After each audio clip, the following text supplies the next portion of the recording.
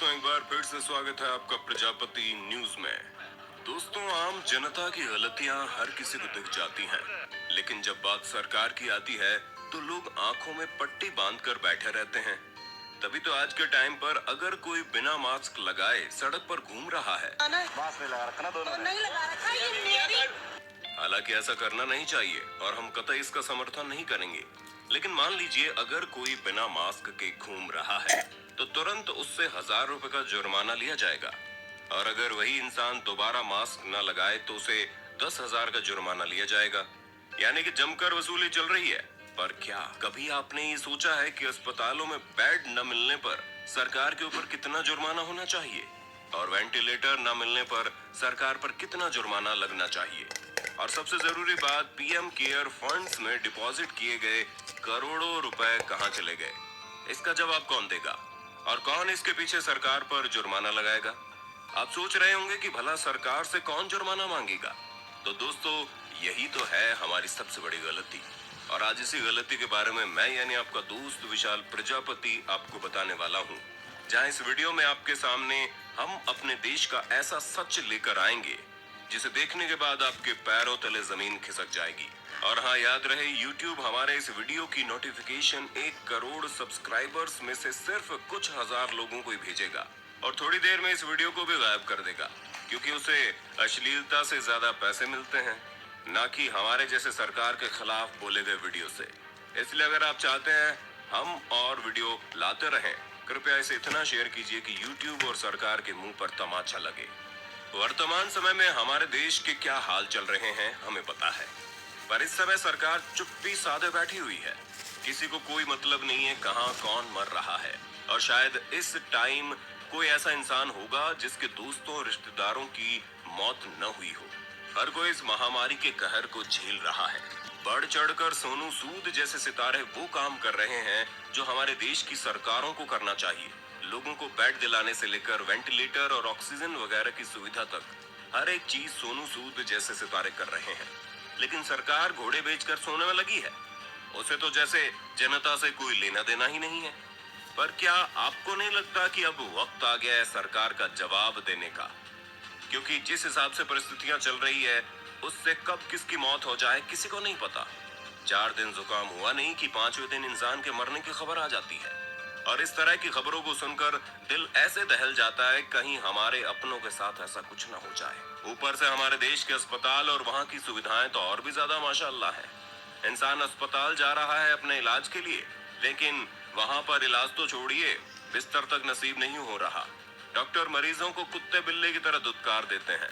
ये बीमारी इतनी ज्यादा खतरनाक है कि यहाँ अपने भी साथ छोड़ रहे हैं।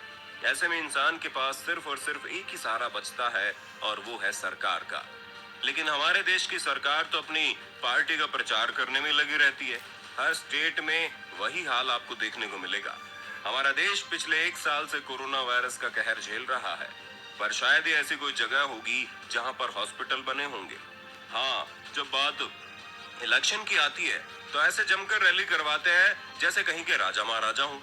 ऊपर से बिना मास्क लगाए पूरे 1 महीने तक बंगाल में इलेक्शन के लिए रैली चलती रही।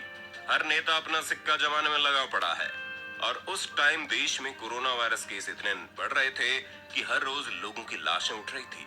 पर फिर भी रैली रोकने की बजाय हमारे देश के प्रधानमंत्री अपना गुणगान करने में लगे पड़े हैं, जैसे कि इन्होंने बहुत बड़ा तीर मार दिया हो। हमें तो ये समझ में नहीं आता कि इन सरकारी लोगों के गले से खाना कैसे उतरता होगा। क्या शमशान घाट पर मरने वाली लाशों को देखकर इनकी आत्मा नहीं जलती होगी? क्योंकि अगर एक बार सोच भी लिया जाए तो आंसू गिरने लगते हैं कि बेचारे 35-40 साल के जवान लोग मरे जा रहे हैं। घर में लाश उठती है, उसी के दूसरे दिन पता चलता है कि उसी घर का दूसरा इंसान भी दुनिया छोड़कर चला गया। आगे बढ़ने से पहले अगर आप हमारे चैनल पर नए हैं तो प्लीज सब्सक्राइब करके घंटा हिलाना मत भूलना। ऐसा करने से आप पर कृपा आनी शुरू। इतने बुरे हालात दिखा रही है कि हर इंसान यही सोच रहा है कि घर में बैठकर नमक रोटी खा लेंगे, लेकिन बाहर नहीं निकलेंगे। ऊपर से हमारी सरकार को लाखों लोग जुटाकर रैली करने में जुटी पड़ी है। वो रैली जिसमें कही गई एक बात भी शायद कोई ही सुनता हो, लेकिन हम सभी को पता है कि इस तरह की रैली केवल पैसे देकर खरीदे गए लोगों से बनती है, वरना कोई बेवकूफ थोड़ी ना जो अपनी रोजी रोटी छोड़कर इन नेताओं का गुणगान करने जाएगा। और काहे का नेता? ये वही लोग हैं जिन्होंने अस्पताल बनवाने की जगह 1000 करोड़ का संसद भवन बना डाला। अब बताओ, इतने महंगे संसद भवन की किसको जरूरत थी भाई? कौन से बड़े तुर्रम खान आकर उसमें बैठने वाले हैं? ऊपर से 300 करोड़ का बीजेपी ऑफिस किसके काम आने वाला है? इतना सारा पैसा जो सरकार ने ऊल जुलूल चीजों में खर्च किया है, ये जनता का ही पैसा है, जिस अस्पताल और स्कूल वगैरह बनाने में इस्तेमाल करना चाहिए। लेकिन नहीं, ये लोग तो पहले अपनी जेबें भरेंगे, फिर इस तरह की गैर जरूरत वाली चीजों को बनाकर अपने आप को काबिल दिखाने में लगे रहेंगे।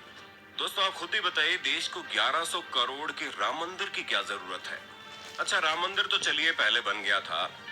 हमको ये बताइए, क्या कोरोना वायरस में कुंभ सजाने की जरूरत थी? मतलब हमें तो नहीं लगता कि इससे कोई टूरिस्ट अट्रैक्शन होगा। ऊपर से जो श्रद्धालु यहाँ पर गए हैं, उनकी क्या हालत है वो हम और आप जान भी नहीं सकते। बेचारे कोरोना से न जाने कितने पीड़ित होकर स्वयं भगवान के पास पहुंच गए होंगे।